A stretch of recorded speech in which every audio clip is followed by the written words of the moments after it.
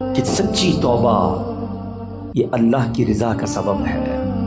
کتنے گناہ کیوں نہ ہو جائیں، کتنی خطائیں کیوں نہ ہو جائیں، اس کی بارگاہ میں اگر گڑ گڑایا جائے تو وہ خاص کرم فرماتا ہے، وہ آتے عذاب ڈال دیتا ہے، وہ رحمت کی برکھا برساتا ہے۔ مگر پرابلم یہ ہے کہ آج ہم اللہ کی بارگاہ میں سر نہیں جھکاتے، اس سے سچی توبہ نہیں کرتے، اس سے دوستی نہیں کرتے۔ گناہ ہو گئے نا، مگر وہ کریم ہے، وہ رحیم ہے، اس سے مانگ لے معافی، مگر سچی معافی مانگے۔ یہ توبہ نہیں ہے کہ یا اللہ میری توبہ، یا اللہ میری توبہ، اور پھر دوسرے گناہوں کے پلان باقی ہیں۔ نہیں، سچی توبہ کہ اب نہیں کروں گا۔ جتنے گناہ ہیں وہ کریم کرم فرمائے تو ایک باری میں معاف فرما دیتا ہے۔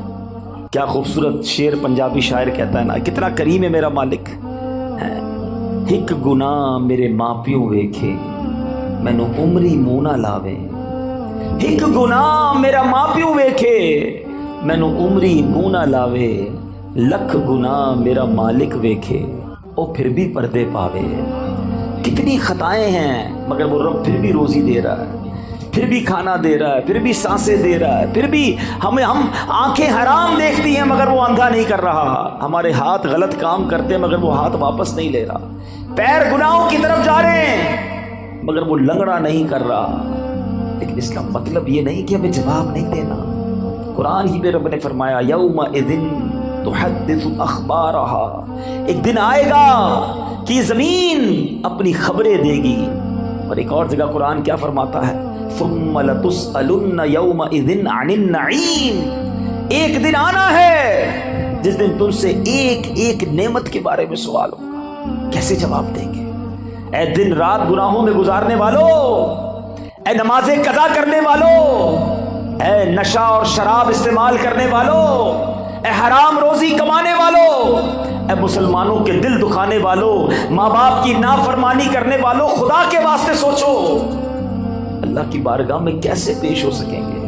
وہ کریم ہے، اس سے معافی مانگ لو، سچی توبہ کر لو۔ حدیث پاک میں آتا ہے التائب من الذنب کمن لا ذنب لہ، گناہوں سے توبہ کرنے والا ایسا ہے جیسا اس نے گناہ کیا ہی نہیں ہے۔ ایسا کریم مالک، اتنا رحیم مالک، پھر بھی اسے ناراض کرے۔ تو آج پہلا سبق، پہلا مدنی پھول تو اس بیان کا یہ دیجئے کہ ہم اپنے رب کی نافرمانی نہیں کریں گے، سچی توبہ کر لیں۔ ہاں، سچی توبہ کر لیں۔ اور اللہ کریم ہے، اتنا رحیم ہے، وہ اپنے بندوں پر اس کی ماں سے 70 گنا زیادہ مہربان ہے۔ آپ معافی مانگے وہ معاف فرما دے گا، اور پھر آئندہ گناہ نہ کریں، نمازوں کی پابندی کریں، حرام کاموں سے اپنے آپ کو بچائیں، پھر دیکھیں آپ کی مشکلیں کیسے آسان ہوتی ہیں۔ بندہ کہتا ہے پتہ نہیں میرے کام ہی سیدھے نہیں ہوتے، نہ بیماریاں دور ہوتی ہیں، نہ پریشانیاں دور ہوتی ہیں، نہ روزی میں برکت ہوتی ہے۔ تم نے روزی دینے والے کو ہی ناراض کیا ہوا ہے، شفا دینے والے ہی تم سے ناراض ہے، جس نے عطائیں کرنی ہیں اسی کو تم نے ناراض کر دیا ہے۔ ارے اس کی رضا والے کام تو کرو، پھر دیکھو وہ کیسے رحمت کے دروازے کھولتا ہے۔ اب آتے ہیں اس واقعے کے دوسرے پہلو کی طرف کہ اللہ والے آزمائے جاتے ہیں، اللہ کے نیک بندوں پر امتحان آتا ہے مگر وہ اللہ پر بھروسہ رکھتے ہیں۔ مچھلی کے پیٹ سے بھی زندہ واپس آ گئے حضرت یونس علیہ السلام۔ تو اگر آپ بھی کسی مشکل میں ہیں نا، پریشانی میں ہے، تو ہمت نہ ہاریں، اللہ پر بھروسہ رکھیں۔ پرابلم یہ کہ ہمارا رب پر بھروسہ ہی ختم ہو گیا، سب پر بھروسہ ہے، رب پر بھروسہ نہیں ہے۔ باقی دنیا والوں کی بات مانتے، یار فلاں منسٹر تو فلاں پیسے والا، فلاں عہدے دار رابطے میں ہوگا تو مسئلہ حل ہو جائے گا۔ نہیں میرے پیچھے اسلامی بھائیوں، جس کے ساتھ رب کی رحمت ہوگی اس کے سارے مسئلے حل ہو جانے ہیں۔ ان اللہ مع الصابرین، اللہ قرآن میں فرماتا ہے اللہ صبر والوں کے ساتھ ہے۔ تو صبر کر لو، اللہ کی رحمت ساتھ ہو جانی ہے نا، تو اللہ پر بھروسہ کریں۔ پرابلم یہ ہے کہ آج اللہ پر بھروسہ نہیں رہا۔ بعض اوقات تو ایسے جملے لوگ کہہ دیتے ہیں کہ وہ کفریہ کلمات کی طرف چلے جاتے ہیں۔ یقین جانیں اللہ کریم ہے، وہ رحیم ہے، وہ واقعی ہمارے لیے بہترین فیصلہ کرنے والا ہے، لیکن ہم بعض اوقات اس معاملے میں غلطی کر جاتے ہیں۔ ایسا نہ کریں۔ بزرگان دین اپنے بچوں کو توکل کا درس کیسے دیتے تھے؟ ایک بزرگ کے بارے میں آتا ہے، ان کا نام ہے احمد بن حرب رحمۃ اللہ تعالی علیہ۔ آپ نے ایک بار اپنے بچے کو یہ ٹریننگ دی کہ بیٹا جب بھی کھانا کھانا ہونا تو یہ گھر میں بڑی سی محراب ہے، ادھر جا کر دعا کرنا کہ یا اللہ مجھے کھانا دے دے، تو میں روز یہاں سے کھانا مل جائے گا۔ اور اپنی زوجہ سے کہا کہ ایسا کرو کہ روزانہ بچہ جب دعا کرے تو محراب میں پیچھے سے کھانا رکھ دینا، تاکہ بچے کی بچپن سے ٹریننگ ہو کہ اللہ سے مانگنا ہے، اللہ پر بھروسہ رکھنا ہے، روزی دینے والے جو ہے وہ رب ہے۔ ایسے ہی ہونے لگا، بچہ دعا کرتا، ان کی زوجہ کھانا رکھ دیتی، وہ بچہ کھانا کھا لیتا۔ ایک دن کیا ہوا کہ ان کی زوجہ کہیں کام میں مصروف ہو گئی اور لیٹ ہو گئی، کھانے کا وقت ہو گیا، دوڑتی بھی گئی، دیکھا بچہ اس محراب کے پاس بیٹھا اور کھانا کھا رہا ہے۔ کہ بیٹے کھانا کہاں سے آیا ہے؟ کہ جہاں سے روز آتا ہے، اللہ روز دیتا ہے، آج بھی اللہ نے دیا ہے۔ آپ وہ واپس آئیں اپنے شوہر کے پاس کہ حضور یہ تو کمال ہو گیا، میں نے تو کھانا نہیں رکھا۔ حضرت احمد بن حرب رحمۃ اللہ تعالیٰ فرماتے مجھے اسی دن کا انتظار تھا، اب تمہیں کھانا نہیں دینا، اب اللہ کی رحمت سے اسے خود ہی ملتا چلا جائے گا۔ یہ وہ لیول آف توکل ہے جو ہمارے بزرگوں میں ہوا کرتا تھا۔ حضرت ابراہیم علیہ السلام کو جب آگ میں ڈالا جا رہا تھا، یہ بھی قرآنی واقعہ، قرآن پڑھے تو پتہ چلے نا، حضرت ابراہیم کو جب آگ میں ڈالا جا رہا تھا، حالانکہ معلوم ہے کہ اتنی بڑی آگ ہے جو کبھی جلائی نہیں گئی ہے، آسمان تک شعلے ہیں، جبریل امین آتے کہتے حضور آپ حکم کریں، ابھی میں بارش کا فرشتے کو کہتا ہوں پانی برسائے گا، آگ بجھ جانی ہے۔ فرمایا نہیں، میرا رب دیکھ رہا ہے، اگر وہ چاہے گا تو بچا لے گا، اور اس کی اگر رضا اس میں ہے کہ میں آگ میں چلا جاؤں تو میں راضی ہوں۔ ہاں وہ پنجابی شاعر کہتے ہیں نا، جے سونا میرے دکھ وچ راضی، میں سکھلوں چلے پاواں۔ یہ لیول آف توکل تھا نا۔ اچھا پھر جب آپ کو آگ میں پھینک دیا گیا تو پھر جبریل امین آئے، کہا ٹھیک ہے آپ ہم سے مدد نہیں مانگ رہے، اللہ سے تو مانگ لیں، اللہ کو تو پکار لیں۔ فرمایا مالک دیکھ رہا ہے، اگر اس کی رضا ہوئی تو اس نے بچا لینا ہے۔ اور ایسا ہی ہوا کہ جب حکم الہی ہوتا ہے تو وہ آگ جس میں آپ ایک روایت کے مطابق 40 دن رہتے ہیں، آپ کا بال بھی بیکا نہیں ہوتا۔ شاعر مشرق ایسے ہی تو نہیں کہتے نا، آج بھی ہو ابراہیم سا ایمان پیدا۔ اصل مسئلہ یہ ہے ہمارا وہ ایمان کا لیول بہت ڈاؤن ہو گیا، اللہ پر وہ بھروسہ ہی نہیں رہا۔ اگر آج بھی ہو ابراہیم سا ایمان پیدا، آگ کر سکتی ہے انداز گلستان پیدا۔ آج بھی آگ باغ بن جائے گی، لیکن وہ لیول آف یقین، اللہ پر بھروسہ ہی نہیں ہے۔ ہم دعا بھی کرتے تو یہ سوچ کر پتہ نہیں پوری ہوگی کہ نہیں ہوگی، پھر کدھر سے پوری ہوگی؟ بھروسہ کرو اپنے مالک پر، وہ سب سے بڑا کارساز ہے، وہ عطا فرمانے والا، اس نے وعدہ کیا ہے ادعونی استجب لکم، مجھ سے مانگو میں تمہیں عطا کروں گا۔ سب سے مانگتے ہیں، رب سے نہیں مانگتے۔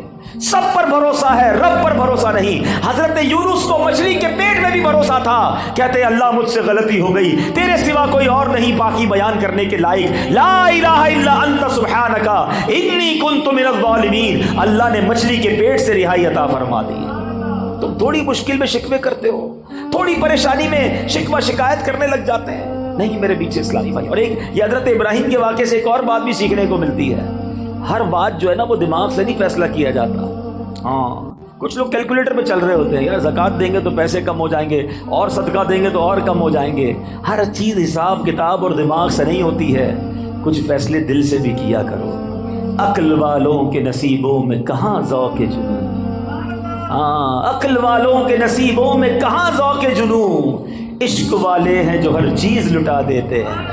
یہ جو چھلانگ لگائی گئی تھی نا آگ میں، قرآنی جو واقعہ حضرت ابراہیم نے، یہ فیصلہ کیسے ہوا؟ کیا خوبصورت بات شاعر لکھتے ہیں، فرماتے بے خطر کود پڑا آتش نمرود میں عشق۔ عشق نے چھلانگ لگائی تھی، دماغ اور عقل کا کام نہیں تھا ادھر۔ عقل تو کہتی تھی جل کے راکھ ہو جاؤ گے، مگر عشق کے فیصلے نرالے ہوتے ہیں۔ بے خطر کود پڑا آتش نمرود میں عشق، عقل تھی محو تماشائے لبے بام ابھی، عقل تو ادھر ہی سوچ رہی تھی، عشق نے اپنا کام کر دیا۔ اللہ کرے وہ ایسا عشق رب سے نصیب ہو جائے، ایسا توکل نصیب ہو جائے، جب راہ خدا میں خرچ کرنے کی باری آئے تو عقل کہتی نہیں خرچ کرو کم ہو جائیں گے، عشق کہتا ہے جس نے دیا ہے وہ اور عطا فرمائے گا۔ اس کے نبی کا وعدہ ہے، خدا کی قسم کھا کر میرے آقا فرماتے ہیں اللہ کی راہ میں خرچ کرنے سے مال کم نہیں ہوتا، میرے آقا نے فرمایا یقیناً کم نہیں ہوتا ہے۔ یہ وہ لیول ہے اللہ اور اس کے رسول سے محبت کا جو ہمیں سیکھنا، اور یہ قرآن سکھا رہا ہے۔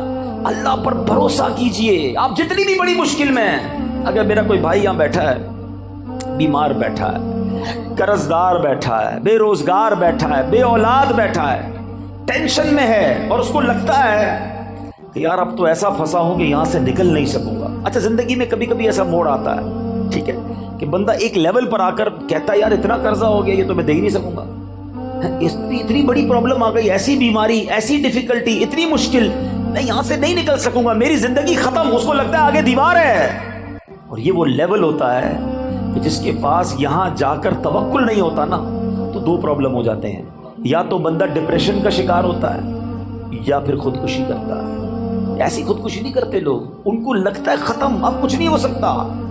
یہی وہ بے وقوفی ہے، یہی وہ اللہ پر بھروسے کی کمی ہے۔ اب میں آپ کو ایک ایگزامپل دیتا ہوں، میں نے کئی بیانات میں یہ ایگزامپل دی ہے۔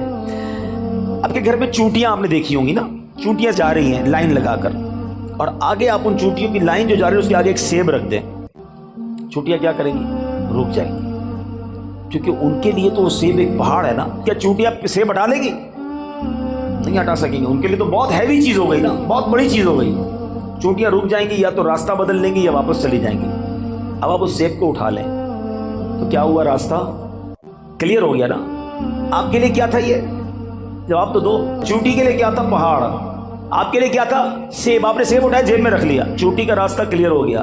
میری بات ذرا تسلی سے سننا، جو مشکل تمہارے سامنے ہے نا اس وقت، وہ تمہارے لیے پہاڑ ہے، میرے رب کے لیے کچھ نہیں ہے۔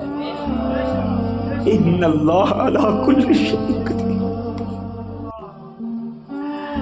وہ قادر ہے، وہ کن فرمائے فیکون ہو جاتا ہے۔ ارے میری عقل تھوڑی، میرا دل چھوٹا، میرے حوصلے تھوڑے، مجھے لگ رہا ہے پھنس گیا، مجھے لگتا ہے مر گیا، مجھے لگتا ہے نہیں نکل سکوں گا۔ ارے مانگو نا اس سے مدد جو قادر ہے، جو خالق ہے، جو مالک ہے۔ وہ تو حکم فرمائے تو چیزیں بہتر ہو جاتی ہیں۔ ہم نے دیکھا ہے ڈاکٹر کہتے ہیں کینسر کے اس سٹیج پر ہے کہ یہ نہیں بچ سکے گا، 15 دن رہ گئے، اور جب اللہ نے صحت دیتی ہے تو ڈاکٹر حیران ہوتے کون سی رپورٹ تھی پہلے والی، یہ تو بندہ بالکل کلیئر ہو گیا ہے۔ اللہ اپنی قدرت کے نظارے اب بھی دکھاتا ہے۔ بھروسہ چاہیے، یقین چاہیے۔ ہمارا پرابلم یہی ہے، ہم رب سے بھروسہ توڑ بیٹھے ہیں۔ مانگو نا اس سے۔ ایک اور آج کنفیوژن دور کر دیتا ہوں، ایک اور مشکل آج دور کر دیتا ہوں۔ مسئلہ یہ ہوتا ہے، لوگ کہتے ہیں یار ہم نے تو مسجد میں بھی دعا کی، کعبے کے سامنے بھی جا کے دعا کی، مزار پہ جا کے بھی دعا کی، روزے رکھ کے افطار کے وقت بھی دعا کی، تہجد پڑھ کے بھی دعا کی، ساڈا مسئلہ ہی حل نہیں ہوتا ہے۔ تم کہتے ہو اللہ سے مانگو، ہمارا تو مسئلہ ہی حل نہیں ہو رہا، ہمارا تو اولاد ہی نہیں مل رہی ہے، پیسے ہی نہیں بڑھ رہے، نوکری نہیں مل رہی، گھر کرائے کا اپنا گھر ہی نہیں ہو رہا، کیسے اللہ پر بھروسہ کروں؟ یہ وہ پرابلم ہے کہ جہاں جا کر بندہ رب سے دور ہونا شروع ہو جاتا ہے، جہاں اس کا رب سے بھروسہ ٹوٹنا شروع ہو جاتا ہے۔ سمجھو میری بات تسلی سے، آج کے اس بیان میں اپنے رب سے دوستی کر کے جانا، اپنے مالک سے محبت کر کے جانا۔ وہ خالق ہے میرا، وہ مالک ہے، وہ مجھے میری ماں سے زیادہ چاہنے والا ہے۔ سنو، جب دل میں یہ خیال آئے نا کہ اللہ میری سن نہیں رہا، اللہ کی طرف سے میرا کام نہیں ہو رہا، اس وسوسے کو جھٹک دینا۔ اب میں ایک اور ایگزامپل کے ذریعے آپ کو سمجھاتا ہوں۔ آپ کا چھوٹا بیٹا ہو، آپ کا چھوٹا بھائی ہو، اور وہ آپ کے سامنے بخار میں آئے، گلا اس کا خراب ہو، اور وہ رونے لگے کہ بابا جان مجھے آئس کریم کھانی ہے، ٹھنڈا شربت پینا ہے۔ بتاؤ آپ کھلاؤ گے اسے آئس کریم؟ ہیں شربت پلاؤ گے؟ وہ رو رہا ہے آپ کے سامنے، گر گڑا رہا ہے۔ اب آپ کا ایک دوست ساتھ بیٹھا ہے، کہتا ہے یار کیسے باپ ہو یار، بچہ رو رہا ہے، کھلا دو آئس کریم، کیوں نہیں پلا رہے شربت؟ باپ جواب کیا دو گے؟ میں والد ہوں، مجھے پتا ہے اس کو کب کیا دینا ہے، اس کو رونے دو، اگر میں نے ابھی اس کو آئس کریم کھلائی تو یہ اور بیمار ہو جائے گا۔ ٹھیک ہے، اب میری بات تسلی سے سنو، دل پر ہاتھ رکھ کے سنو۔ تم باپ ہو، تمہیں پتا ہے بیٹے کو کب کیا دینا ہے، میرے مالک کو نہیں پتا مجھے کب کیا دینا ہے، وہ نہیں دے رہا، یہی بہتر ہے میرے لیے، مانو اس کے فیصلوں کو۔ میں مانگ رہا ہوں اولاد دے دے، وہ نہیں دے رہا، کیا پتا ایسا بیٹا پیدا ہونا تھا جو مار کے مجھے ہی گھر سے نکال دیتا۔ آج اپنے رب پر بھروسہ لے کر جاؤ۔ حضرت یونس کا یہ قرآنی واقعہ کیا کمال کا بھروسہ سکھا رہا ہے۔ کبھی تصور تو کرو، اندھیری کال کوٹڑی ہوگی، مچھلی کے پیٹ میں ایک روشنی کی رمق نہیں آتی تھی، مگر وہ اللہ والے تھے، کہتے لا الہ الا انت سبحانک انی کنت من الظالمین۔ مولا میرا قصور ہے، تیرے سوا کوئی شان بیان کرنے کے لائق نہیں، تو ہی خالق، تو ہی مالک۔ ادھر تھوڑی سی آزمائش ہو، بندہ اللہ کی بارگاہ میں شکوے کرتا ہے، یا اللہ تو نے ایسا کیا، اللہ نے پیچھے کر دیا۔ कैसे जवाब दोगे रब को? उसने जितना दिया है कभी सोचा है? उसकी नेमतें मालूम है? कभी देखा है लंगड़े को बगैर पैर के कैसे जीता है? कभी देखा है अंधे को बगैर देखे कैसे जीता है? कितनी बार शुक्र अदा किया आंख का, कितनी बार शुक्र अदा किया पैर का और हाथों का और जबान का है? कभी देखा है डायलिसिस के मरीज को जिसके गुर्दे फेल हो जाए, पानी नहीं पी सकता, डॉक्टर कहते पूरे दिन में 1 गिलास पानी पीना, इससे ज्यादा नहीं, तुम्हारे लिए मुश्किल हो जाएगी, तरसता है पानी पीने को, हर तीसरे दिन जाके डायलिसिस कराता है। हमारे गुर्दे सलामत है, जितना पीना है पीते हैं, जब पास करना होता है पास कर देते हैं, इस्तिंजा से फारिग हो जाते हैं। ये नेमतें याद नहीं? अभी पिछले दिनों कोरोना वायरस जब पीक पर था, अल्लाह हम सबको महफूज रखे, सांस कितनी बड़ी नेमत है, ये कोरोना ने समझा दिया लोगों को कि जब ऑक्सीजन नहीं आता है ना, इंसान कहता है सारी दौलत ले लो मेरी, मुझे ये सांस मिल जाए, ये सांस ना रुके। उसके फेफड़े पंप करते हैं मगर उसे सांस नहीं मिल रही होती है। इस वक्त कितनी देर से बैठे हो इस हॉल में, कितनी सांसें ले भी ली और निकाल भी ली, पता भी नहीं चला है? कभी सोचा ये अल्लाह की कितनी बड़ी नेमत है? शुक्र अदा नहीं करते, अल्लाह से शिकवा करते हो। नहीं मेरे बीच उसकी बारगाह में हमेशा सर झुकाए रखना और उसकी शान तो देखो। वो फरमाता है लइन शकरतुम लअज़ीदन्नकुम, तुम मेरा शुक्र अदा करो मैं तुम्हें और अता करूंगा। कुछ भी तो नहीं करना, अल्लाह तेरी मेहरबानी, तूने मुझे करोड़ों से अच्छा बनाया, शुक्र करो ना। क्यों कहते हो मैं पीछे रह गया? अरे मैं करोड़ों से अब भी आगे हूं। असल मसला ये कि हमने अपनी सोच का धारा चेंज कर दिया है। अगर आपको पुरसुकून जिंदगी गुजारनी है, मैं आज आपको फार्मूला देता हूं, अगर पुरसुकून जिंदगी गुजारनी है ना, तो नेकियों में अपने से आगे वाले को देखो, नेमतों में अपने से पीछे वाले को देखो। हमारा मामला ही उल्टा है, हम नेकियों में पीछे वाले को देखते हैं। हम कहते हैं यार मैं 5 वक्त नमाज पढ़ता हूँ, वो तो पढ़ता ही नहीं है। मैं चलो रमजान में रोजे रखता हूँ, थोड़े बहुत छूट जाते हैं, इसके तो एक भी नहीं है। गलत आदमी को देखकर अपने आप को सेटिस्फाई कर रहे हैं। अगर तुम 5 वक्त नमाज पढ़ते हो तो तहज्जुद गुजार को देखो ना कि यार वो तहज्जुद पढ़ता है, मैं नहीं पढ़ता, वो कुरान पढ़ता है, मैं नहीं पढ़ता, वो तो माशाल्लाह कारोबार के साथ साथ दीन का काम भी कर रहा है, मैं नहीं कर रहा, मैं कब करूंगा? उसे देखो ना जो तुमसे नेकियों में आगे बढ़ गया। मदनी काफले में जाने वाले को देखकर क्यों ख्याल नहीं आता कि ये राह खुदा में 12 माह और 30 दिन का सफर कर रहा है, मैं सफर नहीं कर रहा? तुम्हें यूरोप जाने वाला देखकर फिर सोना शुरू हो जाती है। क्यों? नेकियों में अपने आगे वालों को देखे और नेमतों में अपने से नीचे वाले को देखो। अगर तुम गरीब हो, किराए के घर में रहते हो, तो सोचो बहुत सारे लोग झोंपड़ियों में रहते हैं, रोडों पे सोते हैं, जेलों में पड़े हुए हैं। अल्लाह ने मुझे अल्हम्दुलिल्लाह अपना घर तो दिया, छत तो दी है ना। कभी पसंद का खाना नहीं मिलता तो कहते हो पीछे रह गया। कई लोग ऐसे जो 2-2 दिन तक खाना नहीं खा सकते, मांग कर खाते हैं। अल्लाह ने ऐसा तो नहीं बनाया ना। करोड़ों से अच्छे हम इस वक्त भी, करोड़ों से अच्छे। अपनी औकात पता करनी हो ना तो पीर महल में भी कोई हॉस्पिटल होगा, है कोई बड़ा हॉस्पिटल हो ना, उसके इमरजेंसी वार्ड में चले जाया करो और वहाँ देखा करो लोग कैसी कैसी बीमारियों में आ रहे हैं। फिर तुम्हें एहसास होगा कि सेहत कितनी बड़ी चीज़ है। हर हाल में अल्लाह का शुक्र अदा करें। ये कुरानी वादा याद कर लो। मैं दोबारा कहता हूँ कुरान पढ़ें, खुदा की कसम वो खजाना है कुरान, पढ़े तो सीखने को मिलेगा ना। कुरान कहता है लइन शकरतुम लअज़ीदन्नकुम, तुम मेरा शुक्र अदा करो मैं तुम्हें और अता करूँ। आज से शुक्र सीख कर जाओ, अल्लाह से मोहब्बत सीख कर जाओ, रब पर भरोसा सीख कर जाओ। है जब कोई काम हो जाए ना तब भी अल्लाह का शुक्र अदा किया करो, और जब काम ना हो ना फिर भी अल्लाह का शुक्र अदा किया करो। या अल्लाह तेरी मेहरबानी नहीं हुआ, यही मेरे लिए बेहतर था। आप पुरसुकून हो जाएंगे जब आपको ये यकीन हो जाएगा ना कि जो नहीं हुआ वो भी रब की तरफ से और मेरे लिए बेहतर है, तो इंशाअल्लाह फिर टेंशन वाली ज़िंदगी नहीं रहेगी। अल्लाह करे कि दिल में उतर जाए मेरी बात। ये पैगाम, यही मोहब्बतें, अल्लाह और उसके रसूल की मोहब्बतें दावत इस्लामी के मदनी माहौल में सिखाई जाती हैं। खुदारा इस माहौल में आ जाइए, ये बड़ा कमाल का माहौल है। यकीन करें इस दुनिया में बहुत सारी बुराइयां हैं हर तरफ, इस माहौल में आकर बैठते हैं तो अल्लाह से मोहब्बत बढ़ने लग जाती है, अल्लाह की इताअत करने का जज्बा बढ़ना शुरू हो जाता है, नबी पाक का इश्क दिल में बढ़ता है। तो इस मदनी माहौल से वाबस्ता रहें, इज्तिमात में आएँ, मदनी काफ़िलों में सफ़र करें, मदनी चैनल देखें, दावत इस्लामी का साथ दें। इतना बड़ा दीन का काम दावत इस्लामी कर रही है कि मेरे ख़याल से दुनिया में इतनी बड़ी दीन मतीन की खिदमत शायद कोई और ऑर्गेनाइजेशन नहीं कर रही। मैं सिर्फ कुरान की अगर बात कर लूँ, अभी आज हम चूँकि कुरान पर ही बयान कर रहे हैं, तो कुरान की जो खिदमत दावत इस्लामी कर रही है, इस वक्त दावत इस्लामी के بچوں کے 4,500 کے قریب مدرسۃ المدینہ قائم ہیں. تقریباً 2 لاکھ بچے بغیر کسی فیس کے قرآن پڑھ رہے ہیں. 95,000 سے زیادہ حافظ قرآن بن چکے ہیں. 2.25 لاکھ سے زیادہ بچے ناظرہ قرآن پڑھ چکے ہیں. آپ ذرا سوچیں. اور پھر ساتھ ساتھ جب بچوں کے قرآن کی بات ہوتی ہے، بڑے کہتے ہیں اب تم بڑے ہو گئے، بچپن میں پڑھا نہیں تھا، تو دعوت اسلامی نے مدرسۃ المدینہ بالغان بنائے، بڑوں کے مدرسے بنائے جس میں بچے نہیں آتے تاکہ آپ کو شرم نہ آئے. اور وہ کب ہوتے ہیں؟ عشاء کے بعد مسجدوں میں 15 منٹ 20 منٹ 30 منٹ جائیں، اپنا تلفظ درست کریں، اپنی قرآن کی تلاوت کریں. اور اس کے ذریعے بھی کتنے اسلامی بھائیوں نے قرآن ختم کیا، ہزاروں کی تعداد میں الحمدللہ یہ مدرسے پاکستان میں موجود ہیں. پھر ایک اور کام کیا کیا دعوت اسلامی نے؟ کچھ لوگ کہتے ہیں ہم مدرسے میں جا نہیں سکتے، تو فیضان آن لائن اکیڈمی بنا لی، یعنی آن لائن مدرسہ بنا دیا کہ آپ کی مرضی، آپ جب فارغ ہوں. جو یورپ وغیرہ سے آپ رابطے میں رہتے ہیں، یو کے میں رابطے میں رہتے ہیں، ہمارے اس وقت یورپ یو کے میں پوری دنیا میں 70 کے قریب ملکوں سے آن لائن ہمارے مدرسوں میں لوگ قرآن پڑھ رہے ہیں. 16,000 سے زیادہ اسٹوڈنٹ الحمدللہ علم دین سیکھ رہے ہیں. تو آپ بھی چاہیں تو آن لائن قرآن پڑھ سکتے ہیں. دعوت اسلامی الحمدللہ کئی شعبہ جات میں دین کی خدمت کر رہی ہے.